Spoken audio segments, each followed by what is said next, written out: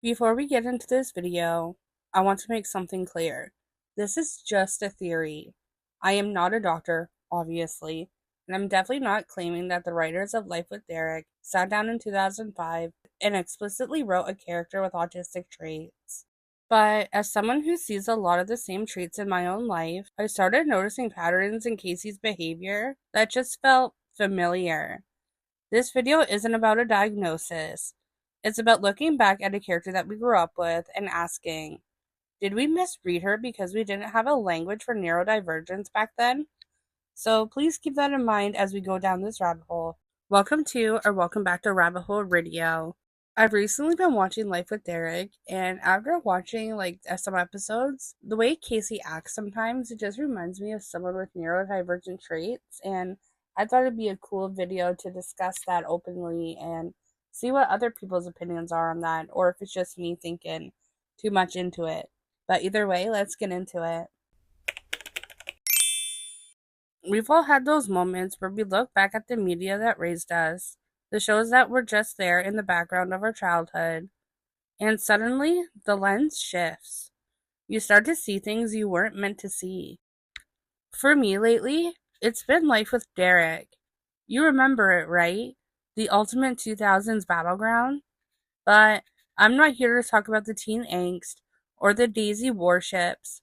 I'm just here to talk about the character Casey McDonald. Everyone labeled her as the uptight overachiever, the villain of her own house because she just couldn't chill out. But watching it now with a completely different perspective, I don't see a stuck-up teen. I see something entirely different. I see a girl who is constantly, desperately trying to map out a world she doesn't instinctively understand yet. Was Casey McDonald actually neurodivergent? And did the early 2000s sitcom machine just call it being difficult? Let's start with the most obvious trait, the riggedy. In a house as chaotic as the Venturi MacDonald blend, Casey functions like a structural engineer in a demolition zone. Think about the dessert before dinner incident. It's not just a personality quirk, it's a disruption of logical sensory order. For a lot of people, when the how and when of a day is shifted without a warning, it isn't just annoying, it's a physical mental friction. She doesn't just get mad, she gets distressed. She feels the need to correct people, not to be mean, but because she's trying to maintain a reality where roles remain consistent. She's building a perimeter, and every time someone like Derek crosses it, it's like watching her whole foundation crack.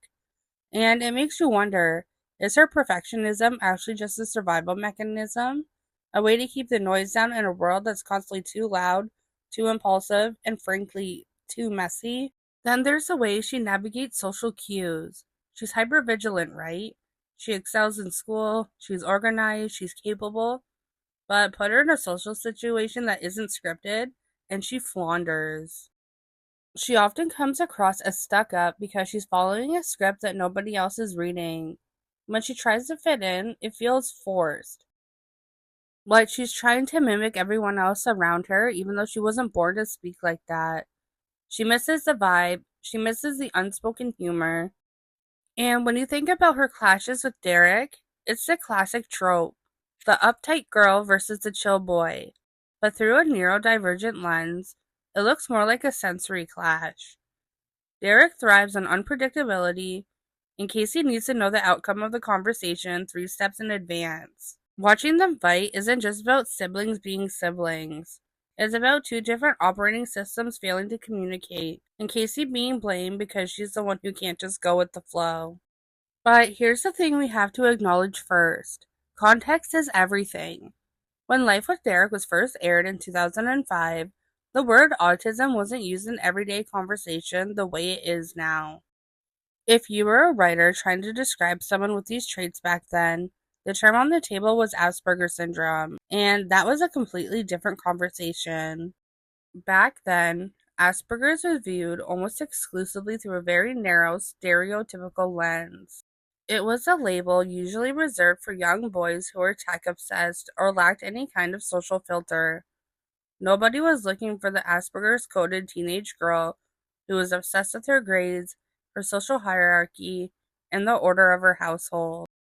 So, it's not that the writers were intentionally trying to hide anything, it's that the framework for understanding neurodivergence in girls, or even recognizing it as a type A personality, simply didn't exist in the mainstream media culture of the mid 2000s.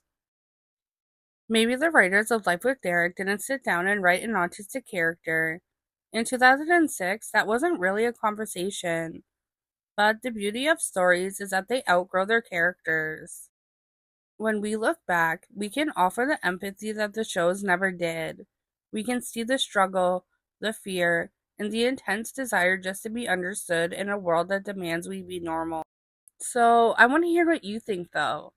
Am I overanalyzing and reaching too far into a TV sitcom? Or is there a Casey code that we've all been ignoring for 20 years? Let me know in the comments. And are there any other characters you look back on now and think, wait, were they just one of us? Let's keep digging. If you enjoyed these type of videos, make sure you hit that subscribe button, like this video so I know you're watching, and turn on that notification bell so you never miss a video. We'll see you in the next one. Bye.